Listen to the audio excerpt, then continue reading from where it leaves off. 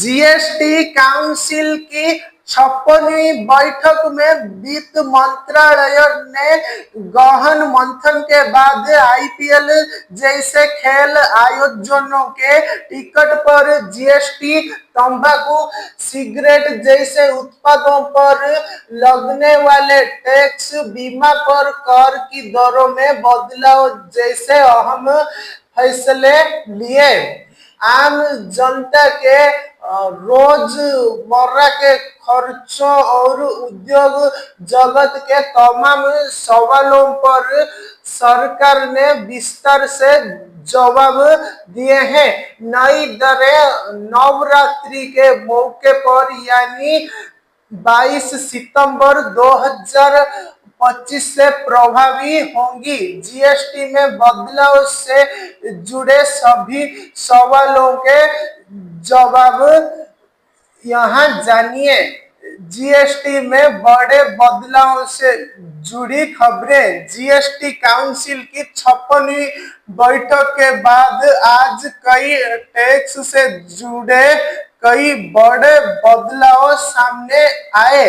केंद्र सरकार ने दरों में बदलाव के साथ साथ आम जनता और उद्योग जगत से जुड़े तमाम सवालों के जवाब दिए। कुछ अपवादों को छोड़कर नई दरें 22 सितंबर 2025 से लागू होंगी। खेल जगत की बात करें तो सरकार ने यह भी बताया कि इंडियन प्रीमियर लीग, आईपीएल जैसे अन्य खेल आयोजनों में प्रवेश सेवाओं पर कितनी जीएसटी देनी होगी। कपड़ा, किसान, परिवहन, बीमा, सेहत, मनोरंजन, ऑटोमोबाइल, कोयला और सौंदर्य प्रसाधन, चिकित्सा जगत से जुड़े 18 अहम सवालों के जवाब इस खबर में जानिए। आईपीएल जैसे मान्यता प्राप्त खेल आयोजन सहित अन्य खेल आयोजनों में प्रवेश पर कितनी जीएसटी लगेगी। इस सवाल पर सरकार ने बताया कि जिन जगहों पर टिकट की कीमत 500 रुपए से अधिक नहीं है वहां पहले जैसी छूट जारी रहेगी। अगर टिकट की कीमत 500 रुपए से अधिक है तो उस पर 18% की दर से कर लगता रहेगा।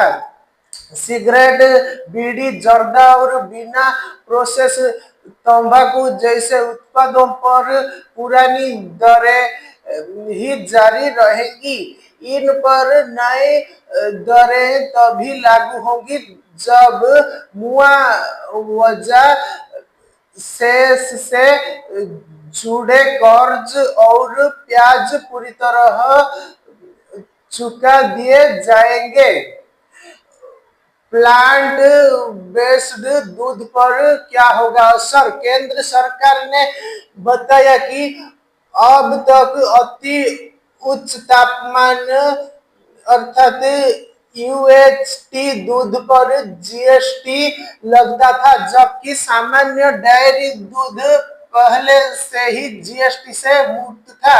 समान टैक्स व्यवस्था के तहत अब यूएचटी दूध को भी छूट दे दी गई है।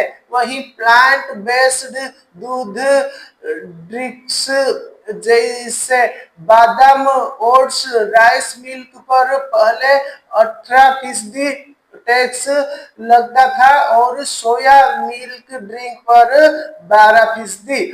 अब इन दोनों को लाकर सिर्फ 5% की दर तय की गई है। इससे यह पेय अब ज्यादा सस्ते होंगे।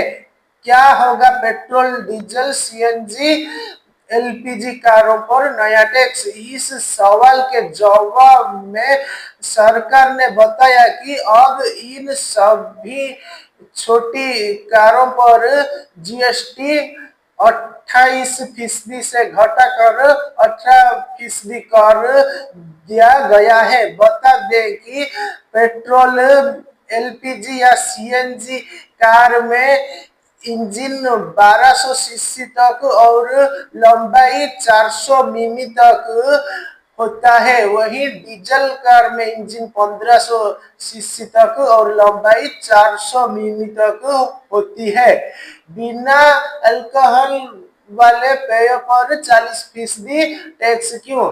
इसके साथ ही सरकार ने बिना अल्कोहल वाले पेय पर लगे 40% टैक्स को लेकर जवाब दिया। सरकार ने बताया कि इसी तरह के उत्पादों पर समान टैक्स लगाने की नीति के तहत यह फैसला लिया गया है। इससे गलत वर्गीकरण और कानूनी विवादों को रोका जा सकेगा। इसी वजह से अन्य बिना अल्कोहल वाले पेय पदार्थ पर 40% टैक्स लगाया गया है। खाद्य उत्पादों पर कितना टैक्स? सरकार ने साफ किया कि जो खाद्य उत्पाद किसी विशेष श्रेणी में नहीं आते उन पर अब सिर्फ 5% जीएसटी लगेगा। पहले इन पर अलग अलग दरें लागू होती थी, जिससे भ्रम और विवाद की स्थिति बनती थी। रोटी, पराठा, पिज्जा, ब्रेड पर कैसा होगा असर? जीएसटी लागू होने के बाद से ब्रेड पर तो छूट थी, लेकिन पिज्जा, ब्रेड, पराठा, रोटी और पराठा जैसी वस्तुओं पर अलग अलग टैक्स लगता था। ऐसे में अब सरकार ने यह स्पष्ट किया है कि सभी भारतीय ब्रेड को चाहे वे किसी भी नाम से जानी जाए जीएसटी से छूट दी जा रही है। केंद्र सरकार ने कहा कि भले ही कुछ नाम जैसे पराठा, रोटी, पिज्जा, ब्रेड उदाहरण के तौर पर दिए गए हों, लेकिन इसका लाभ सभी प्रकार की भारतीय ब्रेड को मिलेगा। सौंदर्य और स्वास्थ्य सेवाओं पर सरकार ने कौन सी नई जीएसटी दर तय की है? इस सवाल के जवाब में केंद्र सरकार ने बताया कि अब इन सेवाओं पर 5% जीएसटी लगेगा, लेकिन इसमें इनपुट टैक्स क्रेडिट अर्थात आईटीसी नहीं मिलेगा। पहले इस पर 18% जीएसटी लगता था। फलों वाले कोल्ड ड्रिंक पर टैक्स क्यों बढ़ा? सरकार ने बताया कि पहले इन पेय पदार्थों पर जीएसटी के साथ साथ मुआवजा सेस भी लगता था। अब जब सेस खत्म किया जा रहा है तो टैक्स बढ़ाकर उसी स्तर को बनाए रखा गया है, जिससे सरकार की आमदनी पर असर न पड़े। पनीर और दूसरी चीज पर टैक्स में फर्क क्यों है? सरकार ने बताया कि पैक न किए गए पनीर पर पहले से ही कोई टैक्स नहीं लगता था, इसलिए अब सिर्फ पैक और लेबल वाले पनीर पर बदलाव किया गया है। यह फैसला घरेलू स्तर पर बने पनीर को बढ़ावा देने के लिए लिया गया है। असली और नकली शहद पर टैक्स में फर्क क्यों? सरकार का मकसद है कि प्राकृतिक शहद को बढ़ावा दिया जाए, इसलिए असली शहद पर टैक्स कम और कृत्रिम शहद पर ज्यादा रखा गया है। क्या सभी कृषि उपकरणों पर टैक्स घटा है? इस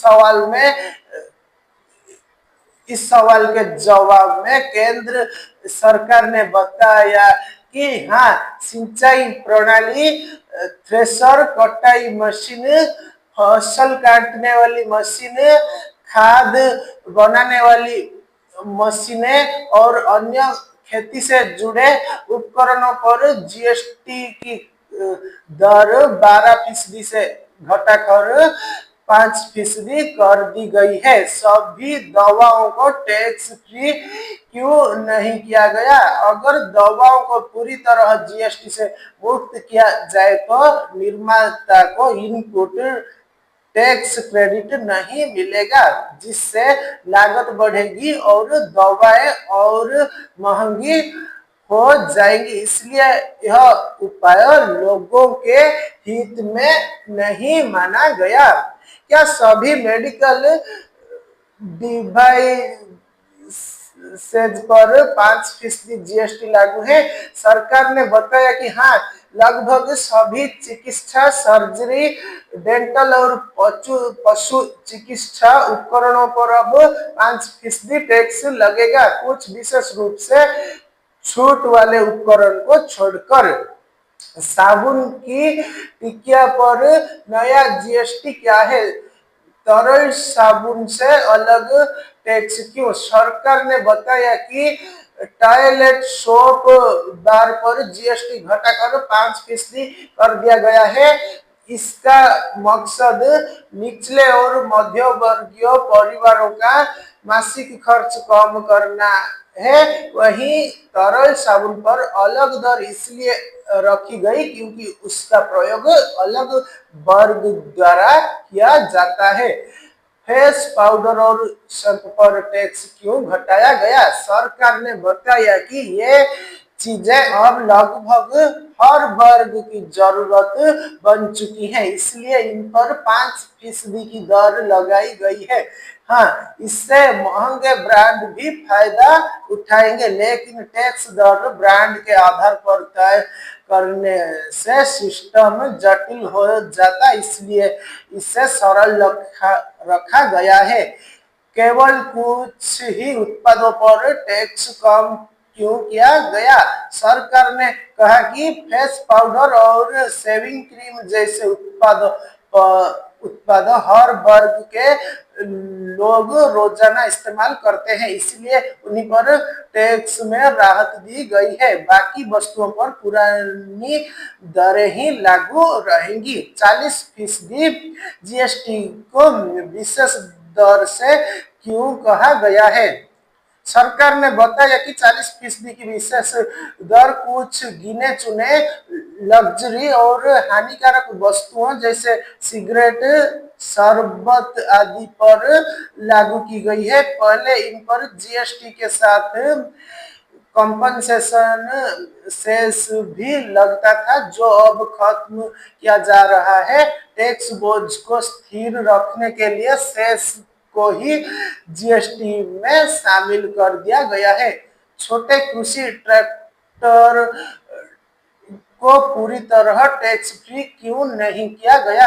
सरकार ने कहा कि पूरा टैक्स साफ करने से ट्रैक्टर निर्माता इनपुट टैक्स क्रेडिट अर्थात आईटीसी का लाभ नहीं ले पाएंगे, जिससे उनकी लागत बढ़ेगी और ट्रैक्टर की कीमत पर असर पड़ेगा। इसलिए टैक्स कम रखा गया, लेकिन पूरा साफ नहीं किया गया ताकि किसान को राहत भी मिले और घरेलू उत्पादन को नुकसान भी न हो।